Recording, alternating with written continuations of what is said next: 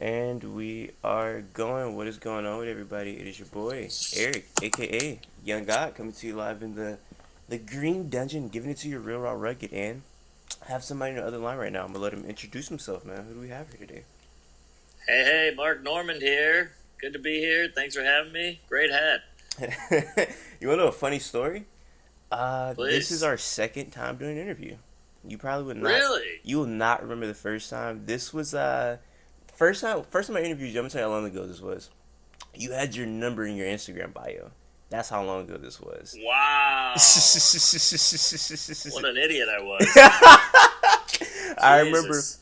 I remember I called you and I was like, "Is this the same number?" I was like, "Okay, I don't know why he does that, but all right, cool." So we did the interview and it was over the phone. It wasn't through FaceTime, so you wouldn't remember what I look like.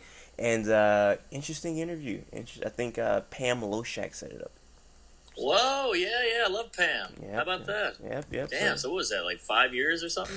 It was a minute ago, man. It Damn. was a minute ago. I I, think around that time you told me your favorite documentary or favorite thing to watch was Abstract on Netflix. yes, I love that documentary. It's so well done. So yeah, that was a minute ago.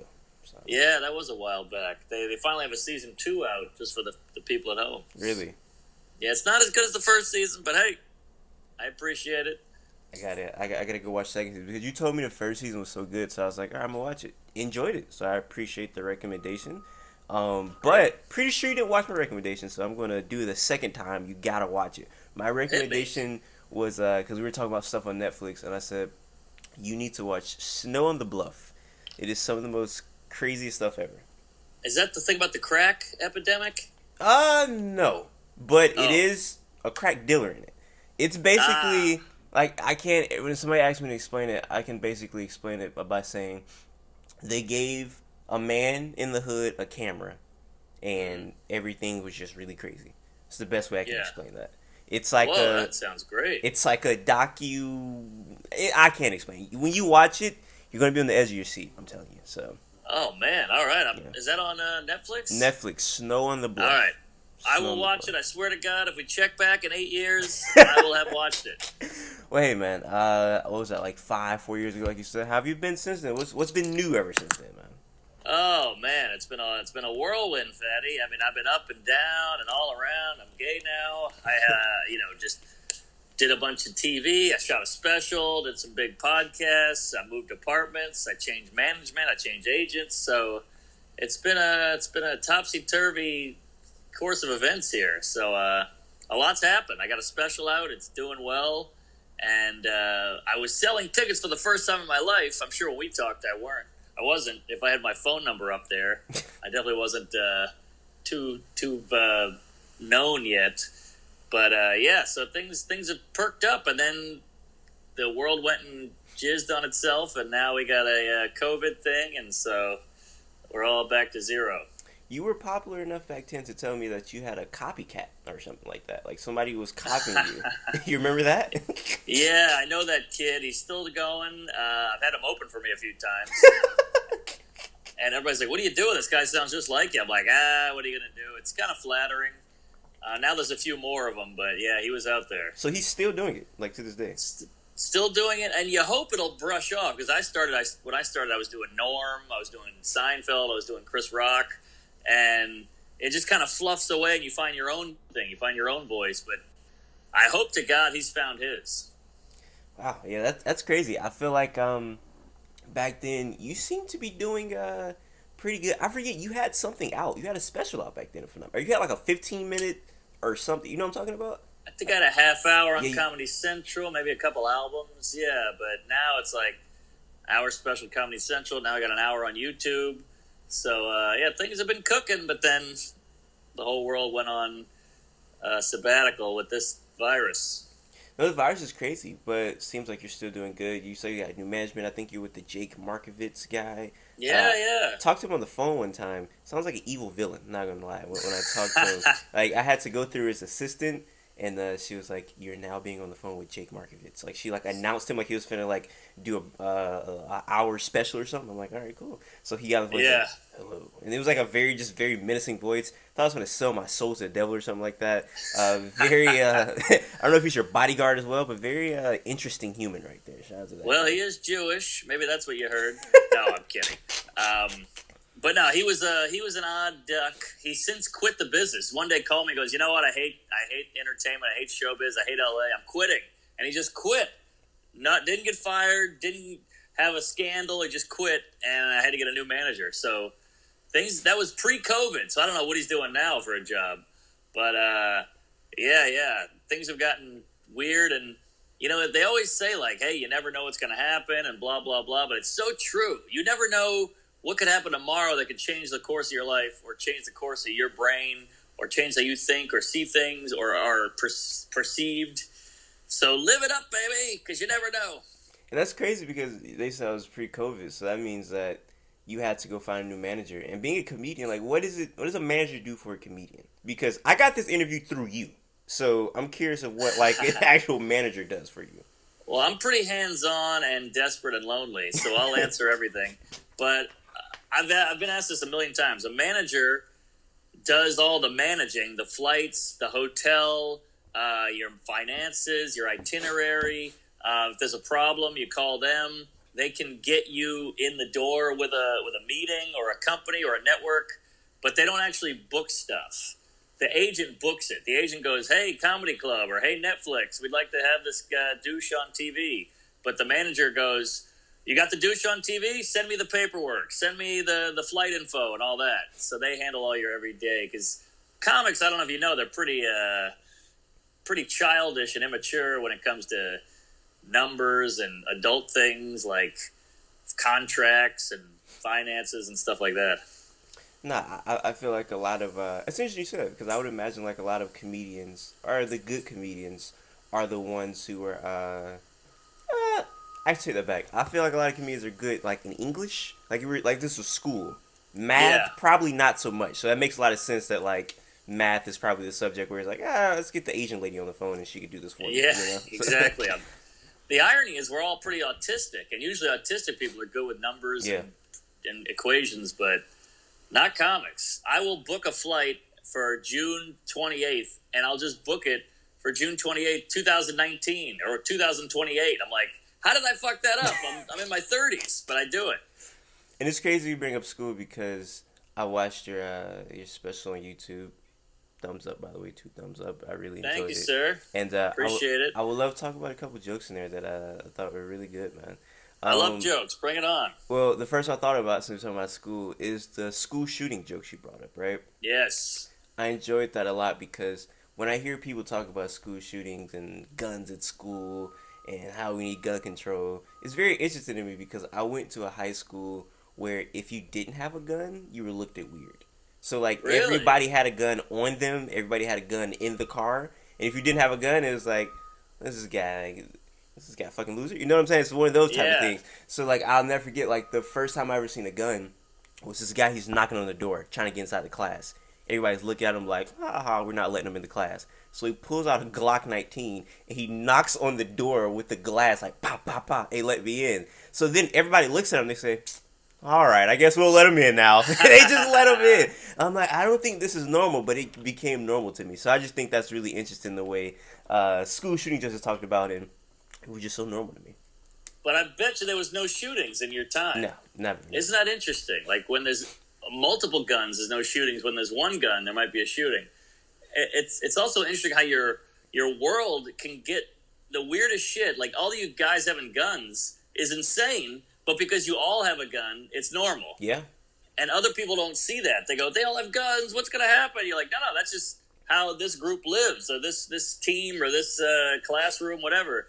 And like, I grew up with a transvestite nanny, and all my friends were like, that's insane. I'm like, that's Tuesday.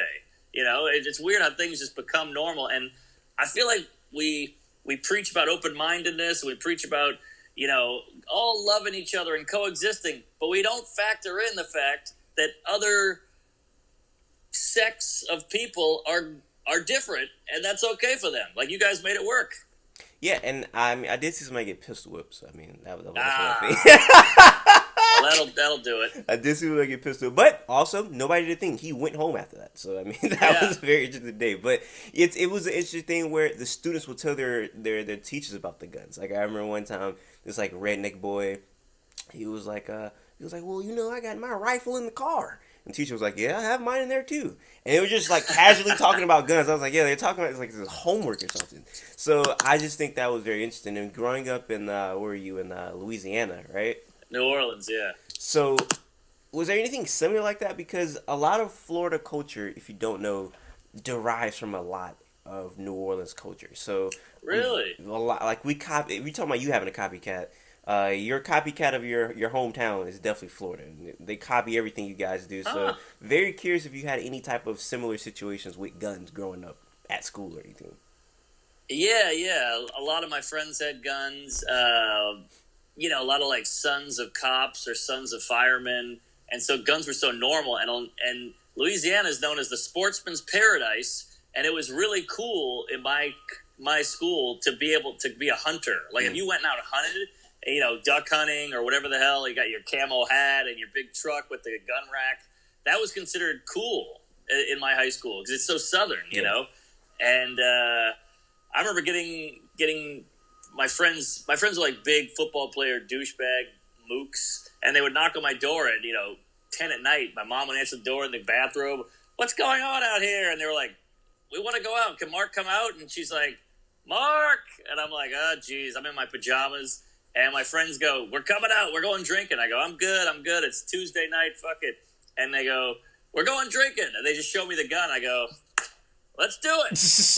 And looking back, I'm like, what kind of relationship did I have with these guys? I don't talk to them anymore, really, but like, that's pretty crazy that they just like, we want you to come out with us. I said no, and they showed me a gun, and I went. Like, how is that fun for me in any way? Like, I'm just sitting there, I'm literally a hostage at a bar, getting shit faced on a Tuesday because you want me to. Crazy. Were you getting bullied? That's what it sounds like right there. They were I was like the goofy guy, and they were the muscle, and so we kind of had a yin and yang thing going on. But there were flashes and moments of fun, and like I like these guys. But overall, I was like, this is not healthy. I kind of knew that, and that's when I moved out to New York. I was like kind of relieved to get out of that world. Now they're all firemen. I would imagine a lot of your New York friends are much different from your Louisiana friends. Yeah, oh, for sure. Yeah, a lot of East Coast, a lot of New England up here. Although I did move to New York with New Orleans guys, but they were different. It's like you said, it's like your group had all these guns. My group had a bunch of guns, but you go 10 minutes this way, and they are artsy-fartsy, cute, nice people who like comedy or ballet or whatever, music. So, it's just, I think before cell phone and before like the internet and everything was very sectioned off. And I don't mean like segregated. I mean just like culturally, like Irish, Italian, black, white, like artsy types, intellectuals, and then like rugged, kind of poor type, and then blue collar, and then, you get it. I'm rambling. No, and it's fun you said you're in New York now because I try not to do this anymore because I feel like I'm a changed person, but usually in a lot of my interviews, I get a lot of New York slander off, and I feel like it's probably that time of the interview where I have to talk about my disliking for New York. As a Southern person, funny. as a Southern person, I try to give them some type of room, but I can't do it, man. It's one of those things where there's so much cultural difference that it's too much for me sometimes.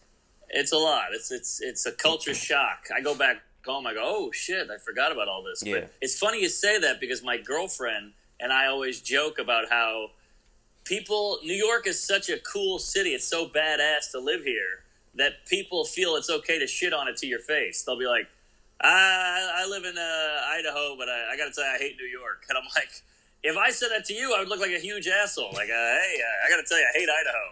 It sucks. But that just kind of shows that New York is pretty good. Yeah. All right. Let's hear the I gripes. love that you did that was a great spin zone you just did right there. What's a spin zone? Spinning it like spinning the narrative almost like with Oh, the with the that means it's good. I don't know, man. I feel like I mean maybe I'm just a bad person. I shit on a lot of states. Like if the state's you're trash, fine. I get it because I live in Florida. And you know the whole Florida man. So I mean I get it 24/7 people that's not Oh living there. yeah, So it's crazy, but I would imagine like okay, so the gripes that I have for New York is I don't know. I would the biggest one for me is just I guess the personality difference. So I feel like a lot of people from New York just annoying. That's the best way I could have put it, man. Like they're always saying where they're from. I don't care where you're yeah, from. It's like, hey, I'm from Brooklyn, 167th Street, by the medical shop. It's like I don't I don't really care. I remember playing yeah. basketball with this guy, and it was really cold outside, and somebody was like, man, it is freezing out here, and then this guy he says, hey man, where I'm from, it's people playing basketball with no shirt on, man, but they still getting through it. And he Yeah, wanted somebody to say, "Where are you from?" so bad, but everybody was like, right. "Okay, whatever." So we continue playing basketball. He gets fouled super hard. Like I'm saying, this guy gets clotheslined. He's on the Yeah. ground, and they're like, "Yo, why didn't you call foul?" He says, "Hey man, where I'm from, I seen somebody get punched broad daylight during basketball." No fouls. And it was like, all right, buddy, let's just continue playing the game. It was just another Yeah. thing. It's just like, oh my gosh, we get it. You're from New York. You're from the Mecca. And I don't know, man. Just annoying personalities to me. No, I get that completely. I live here and I hate that guy. So but that guy is everywhere. I mean, I grew up with that guy. You know, it's like it doesn't have to be where I'm from. It's like it doesn't have to be the city. It could be like I'm from this neighborhood, or Yeah. I'm from that neighborhood, or I grew up. My dad is this guy, or I grew up like this, and things were different when I was a kid. And that's all that generational bullshit. When I was a kid, you did this, this, and Yeah. this, and you younger people, blah blah blah. And you're like, all right, shut up, get over it, live in the now. You're such a loser. You got to reflect on everything else. So I hate that. I'm with you. That guy stinks. But you know what? Never been to New York though, so I can't go too crazy. Haven't been to New York, but a place that I have been, which I've been just getting out of here recently, was L.A. Went to L.A. Thought I was gonna love it. Did not love it, man. I don't know how you Really? feel about L.A., but everything just felt fake. I don't Oh like yeah, everything felt just like everybody had a mask on. Like it was very yeah. weird. Like I do public interviews, so I go on the street and ask people questions. And in Florida, great responses. L.A. was very just felt like okay, I'm going to be on camera. Got to put on my camera face. I have to put on my Hmm. very camera ready voice. And I was like, Yeah. this feels weird. It just felt very weird out there, man. It's super fake. You're not. Your instincts are not wrong there, fatty. It's a weird place because you got to realize the whole city is based on entertainment. Yeah. So all these people move there to make it. So and 1% or half of 1% makes it. So like the rest of them are just the losers who didn't make it, and they're always kind of living with that. And so you put a camera in their face, and they're like, maybe this is it. Maybe this is my time to shine. Because it used to be this like beautiful city on the beach and thriving and so much money, and now it's just traffic, homeless, and taxes. So it's like I'm with you. It's beautiful, like the Santa Monica and Yeah. Venice is badass, and Hollywood Boulevard and Sunset Boulevard, super cool. A lot of history, a lot of iconic things there, but yeah, the people suck because they're all transient. They're all from Ohio and Texas and Montana, whatever it is, just to like try to make it. And so you got to think all the most narcissistic people in America flock there. And it's one of those things where, like you said, the culture. You just have to kind of get used to what's going on in that culture. And I don't think this was in your special, but one of your jokes that I really like, you were talking about the Oriental market and how that's a Yeah. crazy thing. And I always thought that was crazy. There's an Orient. Do you remember that? No, I don't remember that bit. I think you told this. This is the same. This is like I think on a YouTube channel. Like it was like an offshoot. Oh, okay. And you were just, Okay. I think you were just saying like how it's crazy that the fact there's like an Oriental market because like that's supposed to be like a slur. And I Oh. want to say this was like the same like video where you told a Kobe joke if I'm not mistaken. I don't know if this Well, sounds. It's on your Instagram. Okay, I know the Kobe joke, but the Asian joke might be the fact that Asian stores sound like racial slurs, Yes, like Asian that's what it restaurant. was. That's what it Yeah, was. that's a what fun one. That's an that's what oldie. it But was. thank you. Yeah, No, I think look at that's great. these lucky dragons over here. I Yeah. think that's great because I thought about it. I was like, yeah, that'd be weird if I went to like a place called the nigga market. I'd be like, oh, I don't think it's the nigga market right now. Right, That'd yeah, be very exactly. weird to me. So They yeah, used I to thought have that was those really interesting. in the South, by the way. You said what? Nah, that's a bad joke. So they used to have those in the South. No, that's a fact. It's there's some very weird places in Florida. Like if you go through Florida, there's some very slightly like might be racist places here. Like I've definitely went through Florida and I've seen a soul food restaurant. I walk in, it's all about white people. I'm like, I don't know what's going on here. I don't know why this Yeah. white person is having like collard greens and cornbread and have it called the what was it called? I think it was called the Soul Man. And I was like, oh, Ah. it's finna be some brothers in here. And I walk in, there's a whole bunch of Mark Normans. I was like, I don't know what's going on. Well, the worst thing is when you go and you see the white guy in the kitchen of the soul food, and you're like, whoa, what the hell's going on here? Because I do love soul food. It's amazing, but I get it. It's almost like when you go to a Chinese place and Yeah. all the people in the kitchen are Mexican. You're like, well, how the fuck do you know? What do you know about General So's? No, that's a fact. And like you said, there's an Oriental market down here, which is hilarious. So yeah, there's a lot of crazy Asian names, and I think another one that really hit for me was the porn star one. Don't want to go to. We said don't want to see the behind scenes of a porn star shoot. I don't want to see a Oh, broken yeah. home. Thought that was Right. great because I've interviewed at least like 30 porn stars at this point, and Really? at least 90% of them, they're not there. They're not there. Wow, Man. They're is not that there. right? Yeah, man, it's crazy. It's like when you talk to him off camera, it's like, oh, okay, this is stemming from a bad place. So yeah, Interesting. the porn industry, not the greatest industry. I think they take advantage of like the kind of the weaker minded people because Oh, is that right? Wow. I mean, yeah, I can't. I'm in a shitty business with a bunch of weirdos myself, so Yeah. I feel like I relate to porn stars and Yeah. strippers and prostitutes. But like, I feel bad for these ladies, especially because they make like 99 movies a year. It's insane. They just knock out a movie every week, and I'm like, imagine if Tom Hanks did that. You know, he'd kill himself. But I guess you're getting banged. I don't know. And then there's like.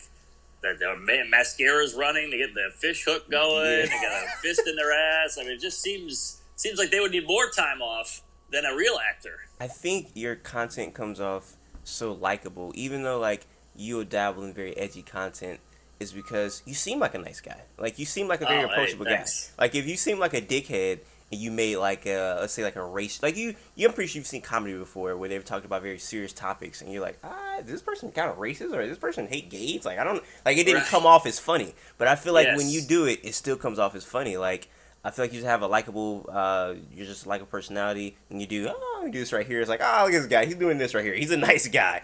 On the Right. stand up you did, you look like a cool mechanic with your outfit. You look like you're finna go fix a car and go tell me some jokes. Like you're just a likable guy, so that works in your favor a lot.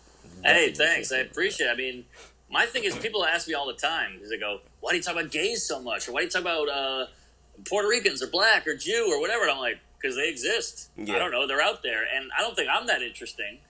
And I think the fact that there's a guy next to me who looks just like me, prefers to have sex with men, and I prefer to have sex with women, I think that is fascinating. And I'm not like knocking it, or I just want to explore that a little bit. That sounded gay. But you know what I mean? Like, I just want to I want to delve into that. Like, okay, so you're a white guy, but you're a Jew.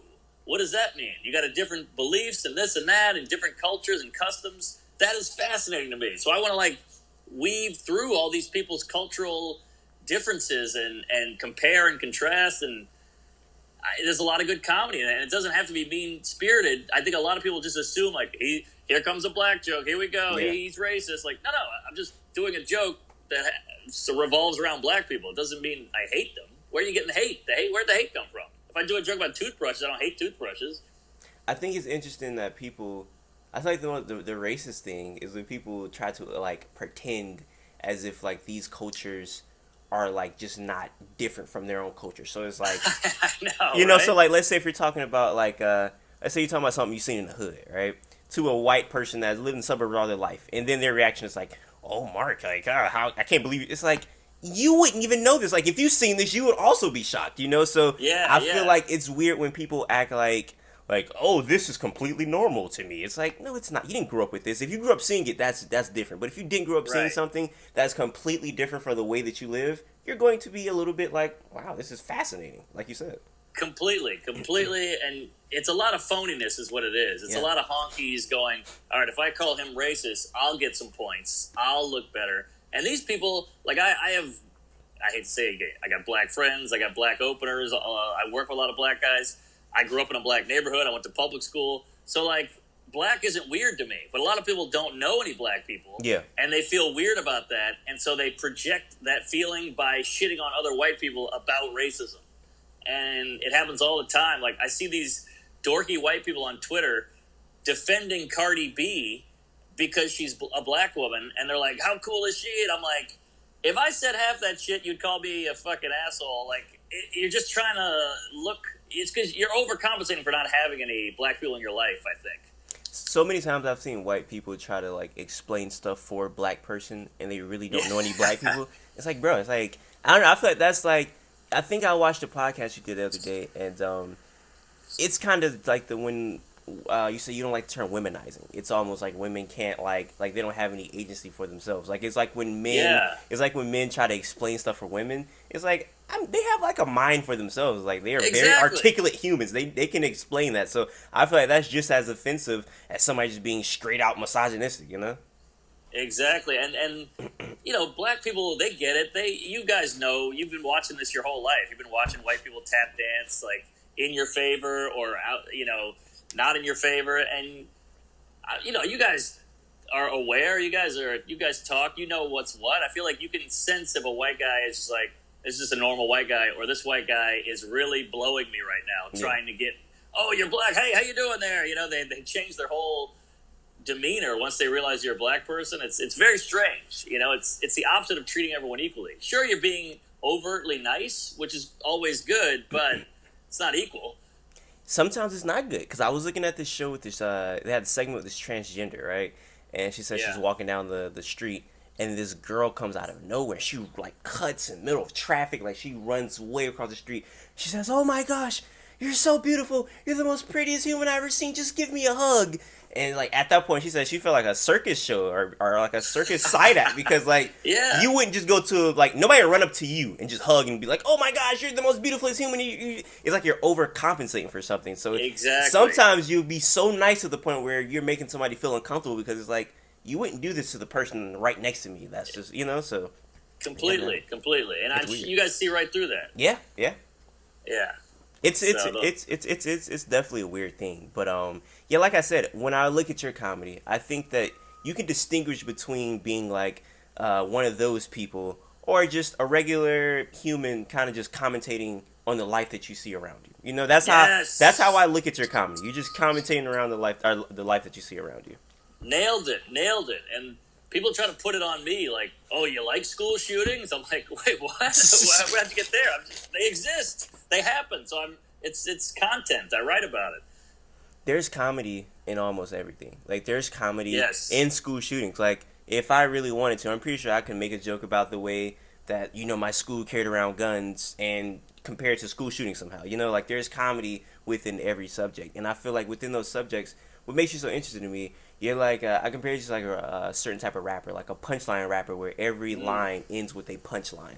I feel like that's you. Yes. You're like a rapid machine punchline type of joke, or you like everything is like boom boom boom boom boom, and it's like oh my gosh, it's coming so fast. Yeah. So coming so fast, but yeah, that means the world. Yeah. Rappers don't get their due, like J. Cole and Lil Wayne, guys like that don't get their due for how clever their lyrics are, Yeah. and how clever they are on a beat, that spitting out that fast. It's pretty amazing. I think people miss a lot of it, if I'm being honest, because I don't know if those lyrics are written. I guess you could find it online, but that means a lot. And I'm just a nervous guy. And you ever watch stand up and you're like, all right. Like stand up, it's almost like this Richter scale that goes into the red of boredom. And you get, all right, I'm almost kind of bored. Maybe I'll change the channel. Punchline. Yeah. We're back. You got to keep having those punchlines, or else people will get. Because I'm just standing on a stage with no instrument, no nothing, just trying to be funny. So why wouldn't you get bored? So you got to have those punches in order to captivate and light the the equalizer up. What do you call that? The ebb and flow thing. Yeah. Is that an equalizer? Yeah. You got to keep those lit up with punchlines just so people can stay focused. And some rappers who I guess would fancy themselves as a punchline rapper, a lot of their punchlines are kind of hit or miss a lot. I feel like you're at least like 97% like on the field when you're like because it'll be the times like where you just go rapid punching. It'll be like joke here, joke here, joke here, and it's like like he done like 3 punchlines within like 20 seconds. Like that's crazy, you know. So thanks. So is that for like I guess so the watcher won't get bored and they won't and then punchline right here. You try to make it as rapid as possible. Exactly, because the rapper he's got a beat, he's got a rhythm, he's got all this music behind him, and that keeps you interested because you're like snapping your finger to the beat, you're in it, you're in the flow. But with me, it's just once the sentence is over, it's silence. Yeah. Next sentence, then it's silence again. So like I do these gigs, or I used to, where it was what we called a papered room, where they just give out free tickets because they're trying to sell chicken wings and beverages and beer. So you have to entertain these people, and these people don't give a fuck about you. So you gotta just bring it, and so many punchlines that they don't get bored. And that's how that special came to be, because I was just touring the country trying to make a living, just busting my ass for these strangers. But eventually comedians get known, and the people come out, and they get you, and they understand you, and they know you're funny, so they'll give you more trust. But these people don't trust you at all yet. They're kind of like, prove it, bitch, you know? So you got to prove it, and you got to prove it for an hour, and it's better to have a lot of punchlines. See, and that's why I respect it, because I feel like sitting there and writing jokes, you can overthink it sometimes, you know? Like you can be like, is this funny? Did I do too much here? Do I need to take some of this out? Do I need to add more? And that's a lot. And I guess going back to me doing, like, when I'm talking about doing the public interviews, I almost look at that as me doing improv, because when I'm doing these questions, for example, one of my questions was, why do women like guys from the hood so much, you know? So I went to go do that, and these responses that I get are absolutely just like insane things that people say to me. Really? So like this went viral. Like this had like millions of views that I did because the responses are just so crazy, right? Like one girl was like, because it's exciting. It's like Call of Duty. It's like they get in a shootout, you get to shoot back, and she's serious. And I have to listen to this. What? Bro, I want to sing this video after we're done so you go watch Please. this. But it's so crazy because I look at this as improv when I'm doing that, because I look at a lot of people that do public interviews and they might rely for the person to say something crazy and they're like, oh, well, all right, next person. But I want to put in my 2 cents and try to, you know, elevate it. And I feel like that's much easier, in my opinion, than sitting there and writing jokes, because I don't have time to overthink it. I'm just on the spot, and whatever comes to my mind, I have to make it funnier right there. And I feel like, I don't know if you feel the same way, because I never did improv on stage, but I've had to do, like, I feel like it's improv with just responding to these crazy responses that get thrown at me. Sure. Yeah, you got to do it. I mean, I learned a long time ago, because I used to freeze. I would just be like, so the other day I was getting an Uber. You suck. You suck. Hold on, let me finish my joke. And I would like panic and get frazzled. But now I've noticed that if you just stay calm and say the first thing that comes to your brain, you'll probably level the guy, because A, you have a microphone, B, the audience kind of hates this guy already, and C, it's in the moment. So he says something, there's tension building while you stand there, and then whatever you say is gonna hit harder than it normally would. So just be like, sir, I'm gonna kill myself later. Could you just give me, or whatever you say, like just don't even think about how scary it is, and just go towards it. And also let the guy dig his own grave. Like, what do you mean I suck? I hate you. Why do you hate me? Because I hate myself. He'll tend to like bury himself. But that shit's scary, man. And especially because you try to write this act, and it's like shooting a movie, and then you play the movie for a theater. And then somebody throws popcorn at the screen, somebody turns the lights on, and then everybody's like, what's this? It's going to ruin the movie. Just like this guy, he's ruining the show, and they always go, I helped you there, didn't I? And you go, what are you, fucking nuts? I'll kill you. Help me. I hated you. And that's what they do that. Like, oh, yeah, I gave you a good push on stage right there, right? It's like, no, you did not give me a good push on stage. And I think, I know a lot of coronavirus is like kind of messed up you guys' rhythm and flow. And one thing I would suggest for you to do, I really, really think you should do this. You already kind of did it. I seen you do the where you would tell people jokes on the street or whatnot. You should do public interviews. I'm telling you, you have like a very good personality for that. And while you can't go on stage as regularly as you could 7 months ago, I think that would kind of work a little bit because you can kind of get your juices flowing and kind of being like on the like kind of being like witty on the spot a little bit. And I think and just yeah, I'm pretty sure you can get like jokes from being on the street talking to people. I think you should do that. I really think you should do public interviews. I like the street stuff. I like the improvising. I like the quick wit, but I just hate bothering people. So, like, every time I've done Man on the Street, which is a lot, I have felt horrible about it the whole entire time. You might have to come to Florida. That was my another thing. When I went to LA, man, I could not get any like good responses. I felt like I was bothering everybody. In Florida, they will like be on FaceTime and on another phone. You come and ask them and like freaking interview yet. They'll hang up and they'll be like, yeah, let's do it. So I'm telling you, man, like I think that I think that would help build you up. I feel like a lot of people would find that entertaining. Like I feel like people that don't know who you are, you could go viral 20 times every time you do it on YouTube. I'm telling you, you should do that, man. Like if I can go viral with a bonnet on and just ask people just stupid questions, I know you could for sure, man. So I'm telling you, that would be something that I think would work, man.